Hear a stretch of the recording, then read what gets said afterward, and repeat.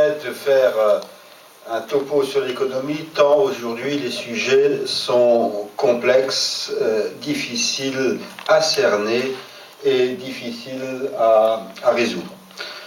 Je crois qu'il y a quelques idées simples que j'essaierai de vous exposer, qui sont de dire tout d'abord qu'une économie qui est saine, une économie qui marche, une économie qui offre des perspectives d'avenir, est une économie qui s'appuie sur des équilibres, et ces équilibres doivent permettre aux entreprises, aux ménages, aux associations, à nous tous, d'avoir confiance dans leur avenir.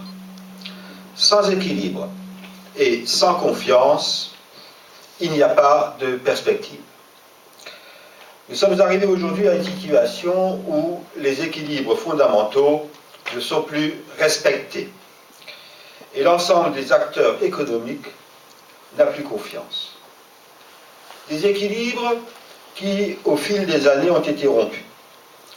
Je ne veux pas vous assommer de chiffres, mais je crois qu'il est important de comprendre comment nous en sommes arrivés là, sa situation actuelle et comment le programme que propose François Bayrou permet de répondre aux difficultés, de réduire ces déséquilibres et de nous donner de nouveaux espoirs. Qu'est-ce qui s'est passé au cours des dernières années? Si on regarde, donc je vous ai préparé un petit graphique. Tout le monde parle de l'endettement. L'endettement qui pose évidemment un problème à la majorité des pays de la zone euro. Je dirais même l'Allemagne, qu'on présente souvent comme le leader, et dans une économie de situation saine, a aujourd'hui aussi pratiquement 2000 milliards de dettes. Alors qu'est-ce qu'on voit? On voit tout d'abord en bleu clair la courbe du haut. Qu'est-ce que c'est? C'est la croissance. Qu'est-ce que c'est la croissance?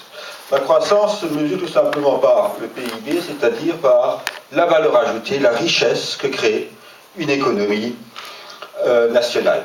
Donc c'est l'ensemble des valeurs ajoutées des entreprises sur le sol français. Alors cette croissance était relativement forte, je dirais, de 1975 jusque vers 2009, et là on voit tout d'abord qu'il y a une stagnation très forte de la croissance.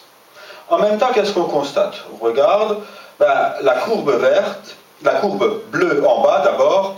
Qu'est-ce que c'est? C'est le déficit de la France, c'est la dette publique, c'est-à-dire l'accumulation des déficits annuels tout au long des années. Alors, c'est pas très grave. Un déficit en tant que tel n'est pas très grave. Nous savons tous comment ça se passe, nous aussi. On veut réaliser des projets, nous nous endettons. Tant que les salaires suivent, on arrive à rembourser, il n'y a pas de problème. Or, les salaires ici, qu'est-ce que c'est? C'est tout simplement le PIB, et la dette en dessous. On voit que si les deux évoluent de façon à peu près parallèle, le rapport entre la dette et le PIB reste contenu, et on est arrivé donc en 1998, on est arrivé à un seuil de 60% qui était le seuil fixé par Maastricht. On voit qu'entre 1998 et 2002, il y a eu même une diminution du taux d'endettement de la France, et après, à partir de 2002, on a de nouveau une augmentation, on dépasse les 60%, on atteint les 70% aux environs de 2007, et aujourd'hui, c'est la dérive complète, c'est-à-dire que le taux d'endettement, il est au-delà de 88% actuellement, le dernier chiffre, 88% du PIB. Autrement dit, qu'est-ce que ça veut dire? Ça veut dire tout simplement que nous ne produisons pas assez pour permettre de couvrir la dette. Donc ça, c'est un premier déséquilibre. Donc une dette qui est trop importante, ce n'est pas la dette en soi qui pose problème. Le problème, c'est que nous n'avons plus aujourd'hui assez de production, nous ne créons plus assez de richesses au niveau de la France qui permettent de couvrir, de rembourser cette dette. Le deuxième déséquilibre qu'on constate, c'est le déficit du commerce, Jean-Claude, le déficit du commerce extérieur. Là aussi, qu'est-ce qu'on voit?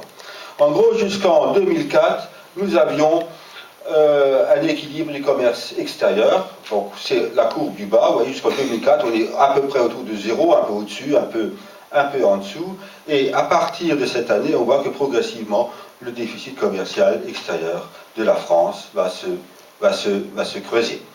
Là aussi, ça influence directement la croissance, ça influence directement la production de notre pays.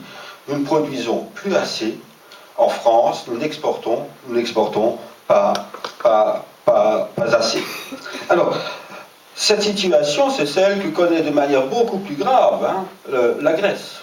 La Grèce est exactement cette situation-là, un déficit, je dirais, public qui est très important comparé à la taille du pays, et c'est un pays qui n'exporte pas. Et on voit dans quelle situation aujourd'hui la Grèce est arrivée. Donc nous ne produisons plus assez en France, et je dirais que produire et exporter est aujourd'hui essentiel pour maintenir, je dirais, notre modèle économique, notre modèle social français.